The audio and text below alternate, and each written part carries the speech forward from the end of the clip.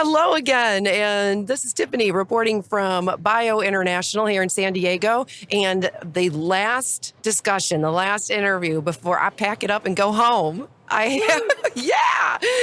have with me Jamie Reedy from DxTerity. Hey. Hey, Tiffany. Thanks for having me. Yeah, absolutely. I had the pleasure of meeting Jamie actually as a friend. Kathleen Arntzen, who's with Lupus Allied Diseases Association, introduced us the other night, and then found out about the great work that you are doing with DxTerity and in precision medicine, which is very important to our organization. So I just wanted you to tell everybody a little bit about what you're doing. Sure. DxTerity recently launched our Elevate study in lupus. We're really excited about this. We're trying to explore uses for our type 1 interferon test. We call that IFN-1. Basically, we are trying to help guide precision medicine in lupus.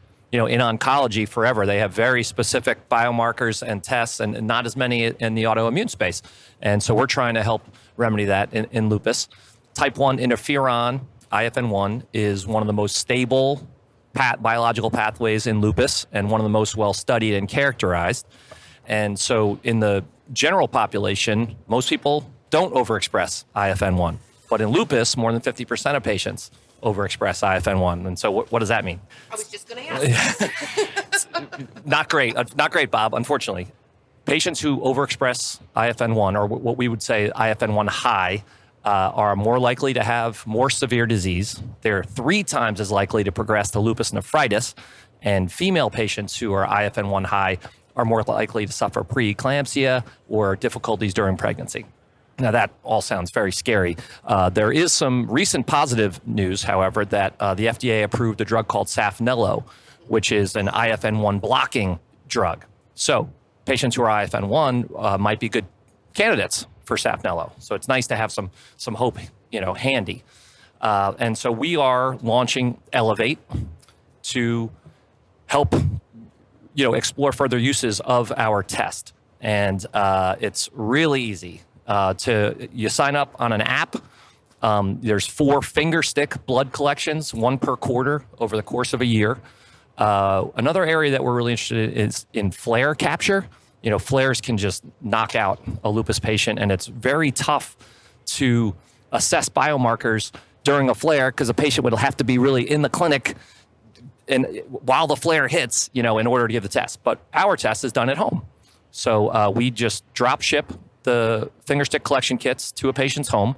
And so we will send 4, 1 for each quarter, and then we'll send a 5th so a patient can have it in case she feels a flare coming on. And most experienced lupus patients can tell when a flare is coming on. And so we're hoping that we can capture that and look at various biomarkers that are in our modular immune profile test.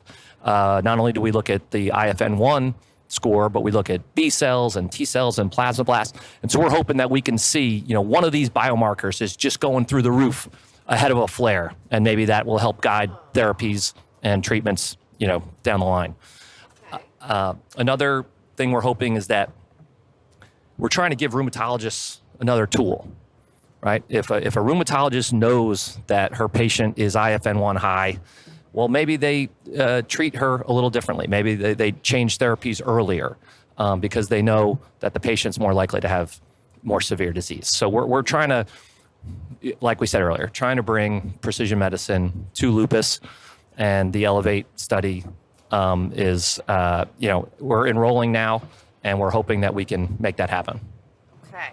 So just a little reminder and background for those who may not have heard other versions of the show or other segments, but our organization, AiArthritis, very invested in precision medicine, which, as Jamie said, testing those biomarkers, testing those parts, those components of your own individual signature, if you will, that could not only often predict or help with diagnosis. And in this case, it's the precision medicine really using also if a treatment could be best, because we all know how many times we try and fail something, and then what happens? We have uncontrolled inflammation. That's what leads to comorbidities. And in particular, in diseases like lupus, comorbidities are potentially even more common than, let's say, in rheumatoid arthritis or some of the others with organ involvement as well. And as you said, lupus nephritis. So that is why AiArthritis has been so invested for the last 7 years in this type of science, because we know that the individual and having access to the right treatment at the right time matters. So I wanted you I know you got to run off here, but I'm going to ask you first, can you explain where this is sort of in the research project or in the research process? So this isn't something people can go out to tomorrow and in the clinic and ask the rheumatologist for, right? So where in the process it is, and then how they can get involved if they're interested. No, so patients can enroll right now. And the website is theelevatestudy.com. And it's all from home. It's remote. As we discussed, lupus patients have enough going on, right? They don't need to schlep. We don't want them to have to schlep into the clinic for yet another needle blood draw. This is something can be an active participant from home, and then they just drop it in the mail. We're trying to make it as easy as possible. So, they don't have to change medications. We hope that they do let their rheumatologists know that they are enrolled in Elevate, because then possibly their rheumatologist can order a prescription or write a prescription for the test, and then they will get the results. So we're really just trying to build up data to show that precision medicine can come to lupus. Okay, so that is where I wanted to go with that, and make sure that everyone knows this is where we are in this community with precision medicine. Cancer has come before us, and there is a lot of data that's showing, okay, this test might help us to predict. And so this is along those same lines. With cancer, there are current barriers in getting those types of things into the clinical setting. So your participation at this earlier stage, it not only can help prove the data that's necessary to get access to all other patients, but you could be on the forefront in also communicating with your rheumatologist, letting them know that this is a potential and out there. And then in the greater scheme of all of it, you could know if something could possibly work better for you and could help us move the needle forward into the clinical space, right? Yes, that's a great synopsis, and we hope that all ends up resulting from this. All right. So, well, thank you so much, Jamie, for taking a few minutes out to talk to us, and we'll be following up and letting you know the response that we get from people who are listening to this. Thanks, Tiffany. Thanks for letting me talk about Elevate and DxTerity. We appreciate it. All right. Wonderful. Thank you.